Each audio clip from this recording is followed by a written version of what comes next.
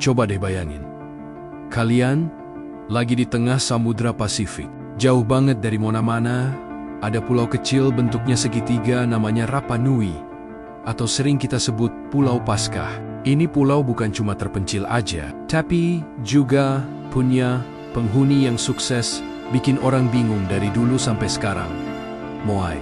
Nah, di sana itu ada sekitar 900 patung batu gede banget. Mukanya kaku, telinganya panjang, berdiri rapi di pinggir pantai.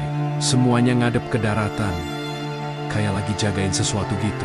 Beratnya, jangan ditanya, ada yang sampai 80 ton loh.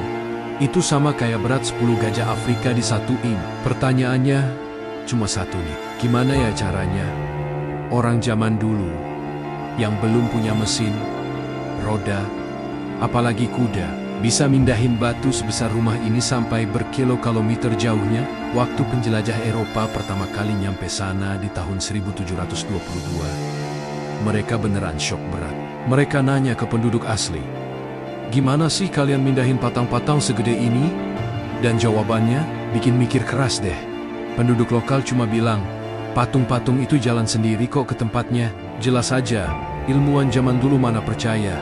Mereka langsung mikir, paling cuman pakai gelondongan kayu terus ditarik. Tapi ada masalah gede nih. Pulau Paskah itu kan udah gundul total. Pohonnya hampir nggak ada. Nah, terus muncul deh teori konspirasi paling hits. Wah, ini pasti ulah alien nih. Katanya sih, teknologi dari luar angkasa yang mindahin patung ini sebagai tanda pendaratan.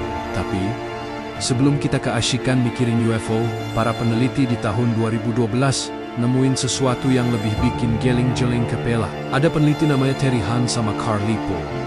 Mereka punya ide brilian. Mereka ngeliat kalau bagian bawah patung Moai itu ternyata nggak rata, tapi agak melengkung ke depan. Akhirnya, mereka bikin replika Moai, terus nyoba narik pakai 3 kelompok tali. Satu di depan, satu di kiri, satu di kanan.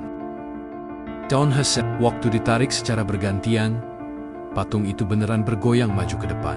Persis banget kayak orang lagi jalan. Jadi, legenda penduduk lokal itu beneran bukan bohong ya. Mereka nggak pakai roda, tapi pakai prinsip fisika. Patung itu emang berjalan dengan bantuan tenaga manusia yang super kompak. Tapi, keberhasilan ini ternyata ada harga mahal yang harus dibayar loh. Buat mindahin Moai, penduduk Rapa Nui butuh banyak banget tali yang dibuat dari serat pohon. Nah, ini nih bagian yang sedihnya, karena ambisi mereka pengen bikin Moai yang makin lama makin gede. Penduduk pulau jadi nebang semua pohon cuma buat bikin alat angkut sama tali. Akibat, ekosistem di pulau itu hancur total. Tanah jadi kering kerontang. Burung-burung pada kabur. Dan mereka udah nggak bisa lagi bikin kapal buat nyari ikan. Pulau yang awalnya kayak surga, sekarang malah jadi tempat konflik karena berebut sumber daya yang makin terbatas.